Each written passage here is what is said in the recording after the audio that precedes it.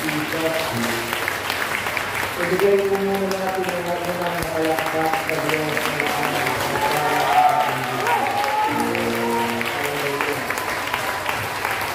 kayo po lahat na kasama namin sa Word of Fellowship na ito, sa YouTube, Facebook Live, Zoom, at syempre, ating mga kapatid sa Saturday Group.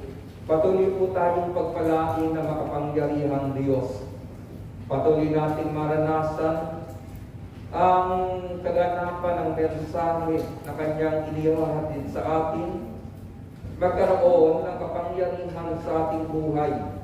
Ang bawat salitang ating tinutunghayan, ang Kanyang salita na nagbibigay po sa atin ng pag-asa at katiyakan ng buhay.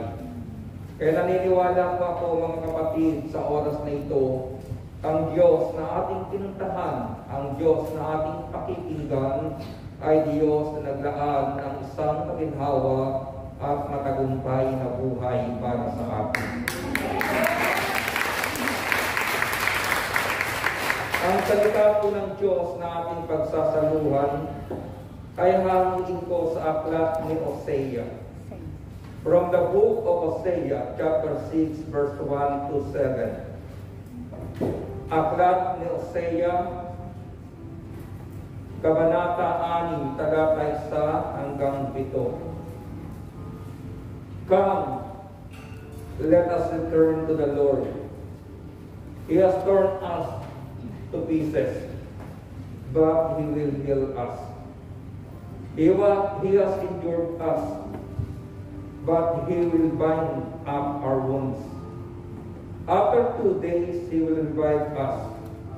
On the 3rd day, He will restore us, that we may live in His presence. Let us acknowledge the Lord. Let us press on to acknowledge Him. As surely as the sun rises, He will appear. He will come to us like the winter rains, like the spring rains that water the earth. What can I do with you, Ephraim? What can I do with you, Judah? Your love is like the morning mist, like the early dew that disappears. Therefore, I cut you in pieces with my trumpets. I kill you with the words of my mouth. Then my judgment go forth like the sun. For I decide mercy, not sacrifice, and acknowledgement of God, rather than burnt offerings.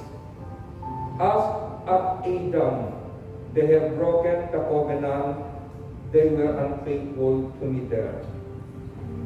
Hali kayo at tayo'y manumbalik kay Yahweh, pagkat ang nanakit ay siya rin magpapagaling. Siya ang nanugat, kaya siya rin ang gagamot. Sa loob ng 2 araw, ay lalakas niya tayo. At sa 3 araw, tayo kanyang ibabangon upang mamuhay sa kanyang pagtangkilik. Hali kayo, sikapin nating makilala si Yahweh. Tiyak na tutugunin tayo sa ating panawagan.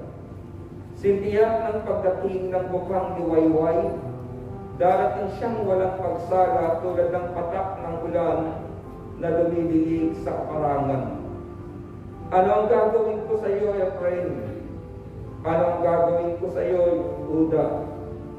Ang pag-ibig niyo sa akin ay tulad ng ulap sa umaga, gaya ng hamog na daglig na papawi. Kaya nga, ipahahampas ko kayo sa aking mga propeta.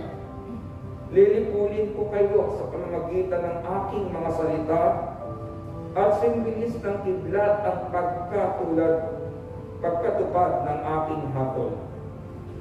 Sapagkat katapatan ang nais ko at hindi hain, at pagkakilala sa Diyos sa halip na handog na susunugin.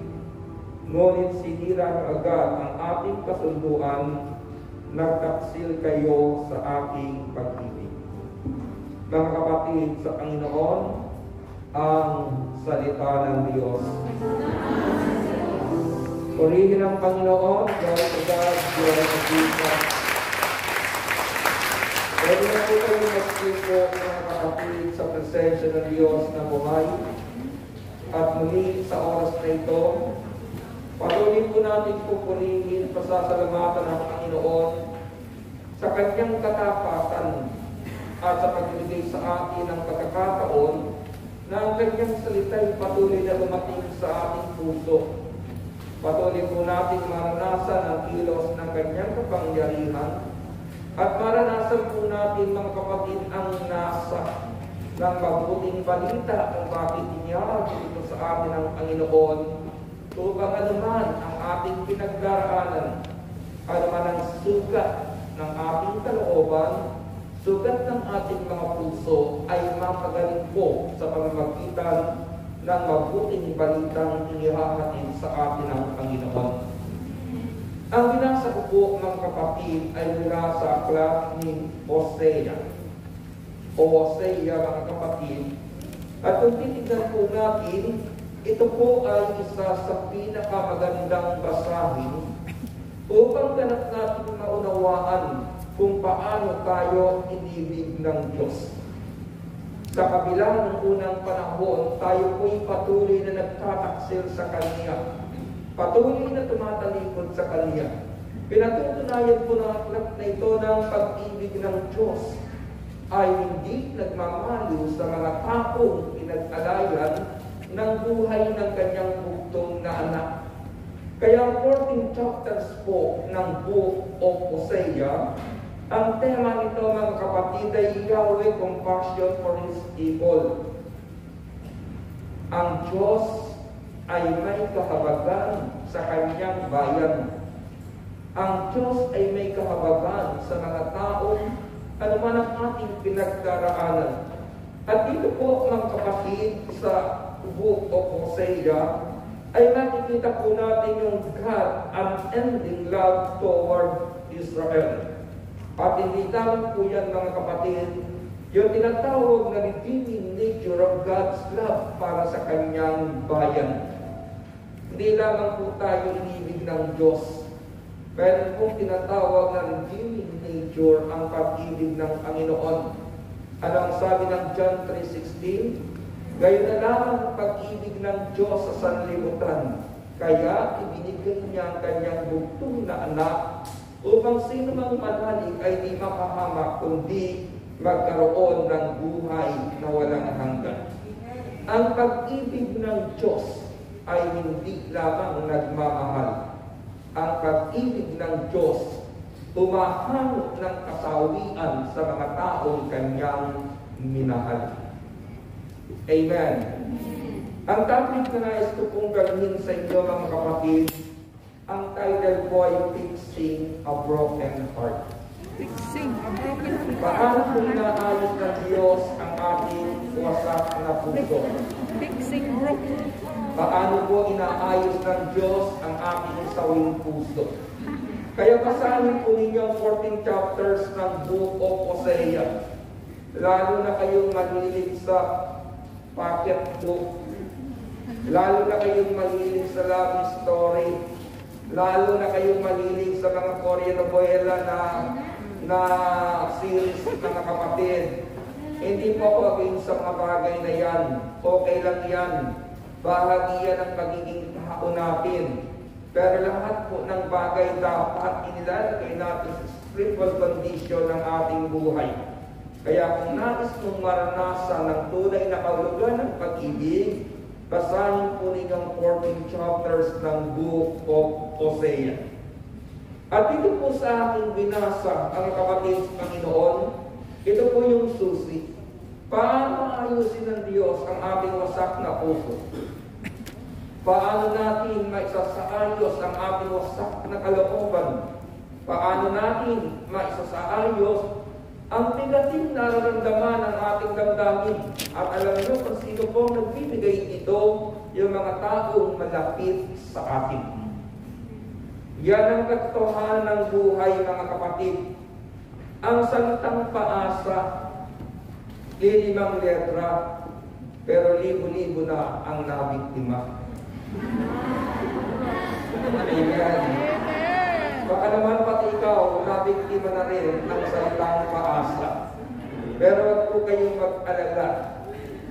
Kung yung tao sa iyo ay paasa, sa salita po ng Diyos, may pag-asa. Amen. Sabi ng Psalm 147 verse 3, He heals the brokenhearted and bind up their wounds. Yaong mga pusong wasak ay kanya ring lulunasan. Ang natamo nilang sugat, agad-agad tatapalan. Ano ang katotohanan ng buhay? Ang nagbibigay ng sakit ng iyong kalooban, ang nagbibigay ng bighati ng iyong puso, ang nagbibigay ng dalta ng iyong pagkatao, walang iba kundi yung mga taong malapit na malapit sa puso mo. Amen. Yung taong nangako sa iyo, for better, for worse, till death do us part. Nakalulungkot mga kapatid, hindi pa siya na-death, nag-depart na kayo.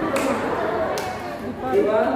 Yung mga taong susungkitin ko ang buwan, ang bituin na iaalay ko sa iyo,